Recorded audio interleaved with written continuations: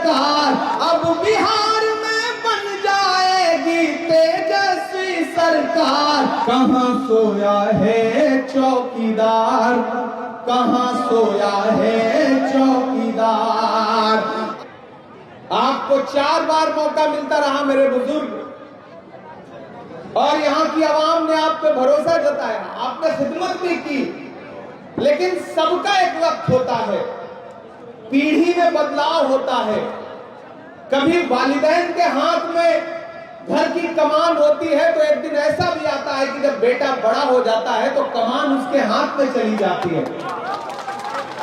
आज अगर इरफान आलम पे कांग्रेस पार्टी ने भरोसा जता करके उसको अपना प्रत्याशी बना दिया है, तो फिर आपको तो दिल बड़ा करना चाहिए था और अपने इस छोटे से भाई के सर पे, बेटे के सर पे बेटा समझ करके शफकत वाला हाथ रखना चाहिए था और कहना चाहिए था कि इरफान अब मेरे रिटायर होने की उम्र आ गई है, जाओ तुम कस्बा की आवाम की खिदमत करो, मैं तुम्हें ये जिम्मेदारी देता हूं। होना तो ये चाहिए था, लेकिन मुझे पता चला कि हमारे बुजुर्ग लोग नाराज हैं।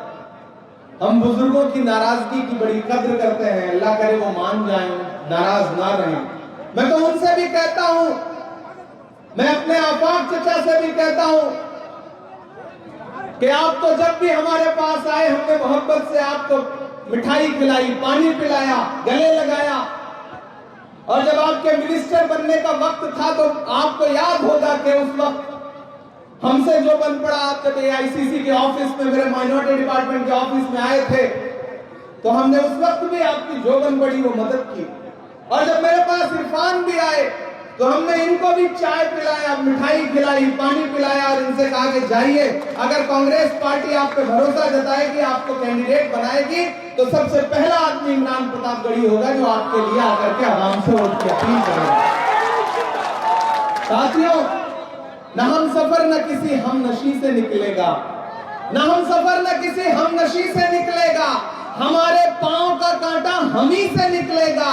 वतन की रेत मुझे एड़ियां रगड़ने दे, मुझे यकीन है पानी यहीं से निकलेगा। एक नौजवान आदमी जो आपकी खिदमत करता है, एक आदमी जो न दिन देखता है न रात देखता है, जब भी आप उसे आवाज देते हैं वो आपकी खिदमत के लिए खड़ा हो जाता है, जो आप जैसा दिखता है, आपके भाई की तरह है, आपके बेटे की तरह है, आपके परिवार की तरह है। अगर आज उसको मौका मिला है तो फिर इतनी बेचैनी लोगों में क्यों है? मैं आप सबसे गुजारिश करूंगा, श्रीनगर वालों, कस्बा वालों, कि मैं जितना इरफान को समझ पाया हूं, अगर आप बिना पटे हुए, बिना अपना वोट खराब किए हुए इस भाई के साथ खड़े रहे, तो ये जान लीजिएगा कि आने वाले 30-40 सालों के लिए आपको एक ऐसा नेता मिलेगा जो आपके सुख दुख में रात के 12 बजे भी खड़ा नजर आएगा। बड़ी मोहब्बतों से, बड़ी शफकतों से यहाँ ये भाई पहुंचा है, और आज मैं इस भाई के लिए अगर आपके सामने दामन फैलाने आया हूं, श्रीनगर वालों, कस्बा वालों, जलालगढ़ वालों, मैं आप सबसे ये अपील करूंगा साथियों कि ये लड़ाई बहुत बड़ी है। बिहार में नफरत वाली ताकतें, बिहार में जो नफरत परोसना चाहती हैं, उस नफरत के खिलाफ आपको खड़ा होना है। दिल्ली में बैठे हुए गुजरात के व्यापारी ये सोच रहे हैं कि दिल्ली को रिमोट कंट्रोल से बिहार को चलाने का काम करेगी, लेकिन कस्बा वालों, श्रीनगर वालों, जलालगढ़ वालों, याद रखना कि दिल्ली के रिमोट कंट्रोल से बिहार को नहीं चलाया जा सकता। बिहार के तकदीर का फैसला गुजरात के व्यापारी नहीं करेंगे, बल्कि बिहार की आवाम करेगी। आने वाले दिनों में तेजस्वी यादव मुख्यमंत्री बनने जा रहे हैं, इसमें कोई दो राय नहीं है। और अगर आप सारे लोग तेजस्वी यादव को मुख्यमंत्री भी देखना चाहते हैं, नीतीश जी को रिटायर करना चाहते हैं, मोदी की नफरत की राजनीति से बिहार को बचाना चाहते हैं, तो आप सारे लोगों को यह अहद करना पड़ेगा कि विधायक बना करके इरफान आलम को असेंबली पहुंचाने का काम कीजिए। ये जो छिटपुट लोग इधर उधर करते रहेंगे, वोट बांटने की कोशिश करेंगे, उनके झांसे में मत आइएगा। ये लड़ाई बहुत बड़ी है। एक तरफ नरेंद्र मोदी खड़े हैं और एक तरफ मोहब्बत की आवाज लगाने वाला, नफरत छोड़ो भारत जोड़ो की सदाएं बुलंद करने वाला राहुल गांधी खड़ा है। जो लोग ये सोचते हैं कि वो साजिशें करके इरफान को रोक सकेंगे, उनसे बताओ कि कैंची से चिरागों की लवें काटने वालों, कैंची से चिरागों की लवें काटने वालों, कुदरत के करिश्मों से लड़ोगे तो मिटोगे। तुम फूल को चुटकी में मसल सकते हो, लेकिन खुशबू को बिखरने से नहीं रोक सकोगे। जिन्होंने आपके वोटों पर राज किया, जिन्होंने आपके वोटों पर पूरे देश में अपनी हुक्मरानी चलाई, अब आज उनको बदलने का वक्त आ गया है। बिहार को बदलाव की जरूरत है। मैं तो आ रहा था तो मीडिया के साथियों ने कहा कि इमरान साहब, नीतीश जी के बारे में आप क्या कहेंगे। मैंने कहा जब से मैं बिहार आया हूं, भोजपुरी का एक गाना बहुत बज रहा है कि छन छन बदले तोहरे मिजाज रजऊ, दगाबाज रजऊ, धोखेबाज रजऊ। तो ये गाना ऐसा लगता है जैसे नीतीश जी के लिए ही बनाया गया हो। एक तरफ नीतीश कुमार और नरेंद्र मोदी खड़े हैं और एक तरफ तेजस्वी यादव और राहुल गांधी खड़े हैं। अगर आपने तेजस्वी यादव को 2025 में 14 नवंबर को मुख्यमंत्री बना दिया, तो मैं कस्बा में, श्रीनगर में, जलालगढ़ में खड़ा होकर ये वादा करता हूं कि अगर आपने इस बार तेजस्वी यादव को मुख्यमंत्री बनाया, महागठबंधन की सरकार बनाई, तो 2029 में राहुल गांधी को प्रधानमंत्री बनने से कोई ताकत रोक नहीं सकती है। श्रीनगर वालों, आप जानते हैं मैं इमरान प्रतापगढ़ी हूं। मैं आपके मुद्दों पर देश की पार्लियामेंट से लेकर के सड़क तक लड़ता रहता हूं। अल्लाह ने अगर मुझे शायरी की ताकत दी तो मैंने जुल्फ और आंचल पर शायरी नहीं की, मैंने महबूबा के जुल्फों के लिए शेर नहीं कहे। मैंने आपकी शायरी में, अपनी शायरी में जब खुदा ने मुझे हुनर दिया शायरी का, तो मैंने उसमें नजीब की मां के आंसुओं के लिए नज्म लिखी, मैंने पहलू खान के लिए नज्म लिखी, मैंने फलस्तीन के लिए नज्म लिखी, मैंने आपके दर्द को आवाज देने का काम किया। मैंने शायरी में महबूबा के जुल्फों की बात नहीं की। जब वक्त के खिलाफ बिल लाया गया देश की पार्लियामेंट में, नरेंद्र मोदी जी की सरकार वक्त के खिलाफ बिल लेकर के आई, तो सबसे बड़ी आवाज के तौर पर मैंने वहां हाकिम की आंख से आंख मिला करके कहा था कि हम ही को कातिल कहेगी दुनिया, हमारा ही कत्लेआम होगा, हम ही कुएं खोदते फिरेंगे, हम ही पे पानी हराम होगा। आप इस बरसती हुई बूंदों के बीच में भी यहाँ खड़े हैं, आप इस बारिश में भी यहाँ खड़े हैं। मैं इस बारिश में आपकी मौजूदगी को सलाम करता हूँ और आपसे ये कहना चाहता हूँ कि ये चुनाव कहीं इधर उधर भटकने का चुनाव नहीं है, ये चुनाव किसी के झांसे में आने का चुनाव नहीं है, ये चुनाव किसी गफलत में आने का चुनाव नहीं है, ये चुनाव नाराज और गुस्सा होने का चुनाव नहीं है, बल्कि एकजुट होकर के बिहार में हुकूमत बदलने का चुनाव है। मैं उत्तर प्रदेश से आया हूँ, मैं देख रहा हूँ लोगों के टूटते हुए आशियाने, मैं देख रहा हूँ असम में लोगों के उजड़ते हुए घर, मैं देख रहा हूँ कि जब इंसाफ बुलडोजर से किया जा रहा हो, ऐसे में अगर आप बिहार में महागठबंधन की सरकार बनाते हैं और नरेंद्र मोदी और उनके दोस्तों की छुट्टी करने का काम करते हैं, तो आने वाले दिनों में पूरे देश में नफरत वाली आवाज को लगाम लगेगी। साथियों, मैं राहुल गांधी जी का सिपाही बन के खड़ा हूं, मैं चला हूं उनके साथ कन्याकुमारी से कश्मीर तक। जब मुझसे मीडिया के साथी कहते हैं कि इमरान साहब आप तो शायर हैं, सांसद बाद में हैं, राहुल गांधी जी के साथ कन्याकुमारी से कश्मीर तक पैदल चल रहे हैं नफरत के खिलाफ, क्या बोलेंगे? तब मैं उनसे कहता था कि जो हर जालिम से टकराएगी वो आंधी बनाऊंगा, जो हर जालिम से टकराएगी वो आंधी बनाऊंगा, नए अंग्रेज आए हैं नया गांधी बनाऊंगा।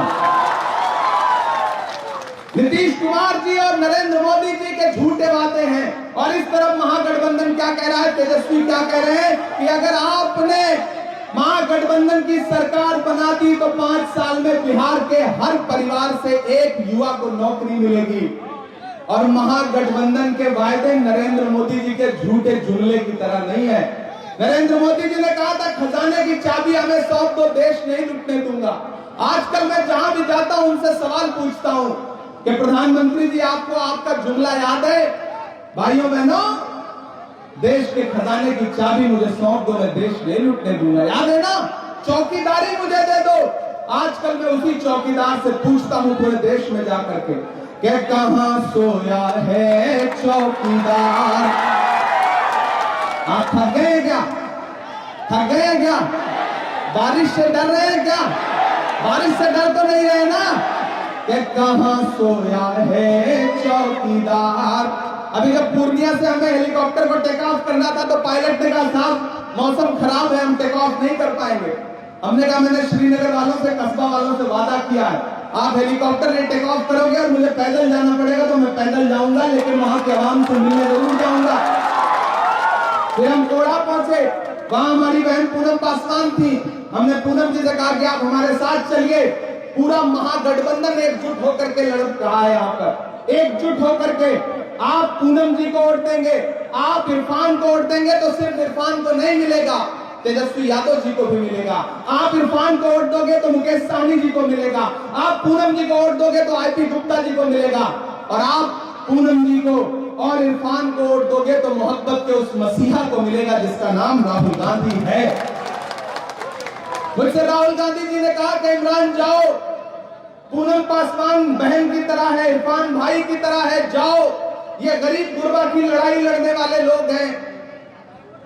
आप इनका लिबास देखिए, इनका पहनावा देखिए, आवाम के बीच में इनकी खिदमत देखिए, आपको समझ में आएगा ये किसी धन्ना सेठ के परिवार से नहीं आए हैं। इन्होंने लूट करके अपना खजाना नहीं भरा है। ये वो लोग हैं जो सच में आपकी खिदमत करना चाहते हैं और बिहार में सरकार बदलना चाहते हैं। इसे सब छोड़ दीजिए, सब भूल जाइए। बस 11 तारीख को घर से निकलिए तो सिर्फ एक चीज जहन में रहे कि चुपचाप हाथ छाप, चुपचाप, और जोर से आवाज आनी चाहिए, चुपचाप, और जोर से पटना तक जाए, दिल्ली तक जाए, नरेंद्र मोदी जी तक जाए, दिलीप जायसवाल तक जाए, जाएगी ना? चुपचाप, चुपचाप, चुपचाप। कहां सोया है चौकीदार, कहां सोया है चौकीदार। अब बिहार में बन जाएगी तेजस्वी सरकार। कहां सोया है चौकीदार, कहां सोया है चौकीदार। के चाय बेचने वाला पूरा भारत बेच रहा है। चाय का नाम लेते ही आपको स्वाद आ जाता है, कितने समझदार लोग हैं आप। कि चाय बेचने वाला पूरा भारत बेच रहा है। इसी काम में हासिल उसे महारत बेच रहा है। कि रेल बिक गई, तेल बिक गया, बिका हवाई अड्डा। बिक गया कि नहीं बिक गया? LIC भी बेचती। बिहार की सैकड़ों एकड़ जमीन अडानी को 1 रुपए एकड़ के हिसाब से मोदी जी ने बेच दिया, नीतीश जी ने बेच दिया। भागलपुर में अडानी को 1 रुपए एकड़। तब ये लाइनें पढ़ता हूं कि रेल बिक गई, तेल बिक गया, बिका हवाई अड्डा। सब कुछ बिकता देख के खुश है अपने JP नड्डा। कि जनता महंगाई की मारी करती हाहाकार। कहां सोया है चौकीदार, कहां सोया है चौकीदार। उठाइए अपना एक एक हाथ जहां भी है, उठाइए अपना एक एक हाथ और मुझे भरोसा दिलाइए कि भाई को, इरफान आलम को विधायक बना करके, पूनम जी को विधायक बना करके असेंबली पहुंचाने का काम करेंगे। और आपने इनका असेंबली पहुंचाया और बिहार में तेजस्वी की सरकार बनाई, महागठबंधन की सरकार बनाई। तो हम आपसे वादा करते हैं कि 2025 में बिहार का मुख्यमंत्री और 2029 में राहुल गांधी भारत का प्रधानमंत्री। क्योंकि बिहार से जो आवाज उठी है उसको कोई रोक नहीं पाता है। दोस्तों, आप इस बारिश में भी यहाँ खड़े हैं, मैं आपकी मौजूदगी को सलाम करता हूँ साथियों।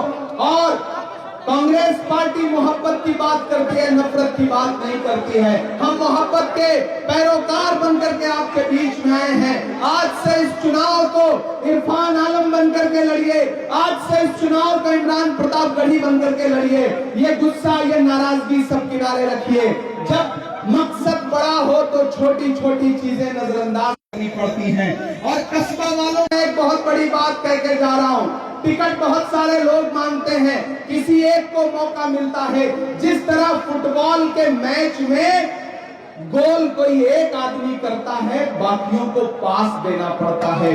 कल आपको मौका मिला था आकाश भाई, आप मेरे बुजुर्ग हैं, मैं तो गले लगा करके आप रूठे हैं, मैं मनाने के लिए आपसे यहां से अपील कर रहा हूं कि खुदा के लिए ये बड़ा मुश्किल वक्त है, ये लड़ाई बहुत बड़ी है। अगर बिहार में भाजपा हारती है तो पूरे मुल्क में अमन पसंद लोगों को सुकून मिलेगा। इसलिए अपनी छोटी छोटी गलतियां, अपनी छोटी छोटी नाराजगी किनारे रखिए, इरफान का साथ दीजिए। 2000, 3000, 4000 वोट काट करके अगर कल को कोई ऊंच नीच हो गया तो आपको जिंदगी भर पछताना पड़ेगा। इसलिए साथियों, मैं आप सबसे कह रहा हूं कि कहीं भी बिखरिए मत, चुपचाप हाथ छाप याद रखिए और मोहब्बत के उस मसीहा को याद रखिए जिसका नाम राहुल गांधी है। आप तो इस बात पर ईमान रखते हो ना कि मजदूर का पसीना सूखने से पहले उसकी मजदूरी उसे दे देनी चाहिए। रखते हो या नहीं रखते हो, मुझे बताओ, रखते हो या नहीं रखते हो? तो एक बात याद रखना कि कन्याकुमारी से कश्मीर तक 4000 किलोमीटर नफरत के खिलाफ, नफरत छोड़ो भारत जोड़ो का नारा लगा के कौन चला? राहुल गांधी चला। अपने पैर के छालों की परवाह नहीं की राहुल गांधी ने। नफरत का शिकार सबसे ज्यादा इस देश में कौन है? आप हैं, हम हैं। आपकी पहचान देख करके कौन सी ट्रेन में कौन सी जगह कौन मार दे कोई भरोसा नहीं है। ऐसे में उस नफरत के खात्मे के लिए लड़ कौन रहा है? राहुल गांधी लड़ रहा है। नारा क्या है? नफरत छोड़ो भारत जोड़ो। आप तो इस बात पर ईमान रखते हो कि मजदूर का पसीना सूखने से पहले उसकी मजदूरी उसे दे देनी चाहिए। मैंने देखे हैं राहुल गांधी के पैर के छाले, मैंने देखा है राहुल गांधी के माथे से पैदल चलते हुए बहता हुआ पसीना। मैं आज राहुल गांधी की मजदूरी मांगने के लिए आपसे आया हूं और वो मजदूरी ये है कि राहुल गांधी ने इरफान आलम को अपना प्रत्याशी बना करके, नुमाइंदा बना करके कस्बा में भेजा है। तो फिर मजदूर का पसीना सूखने से पहले मजदूरी देनी तो पड़ेगी। 11 तारीख को घरों से बाहर निकलिए, इरफान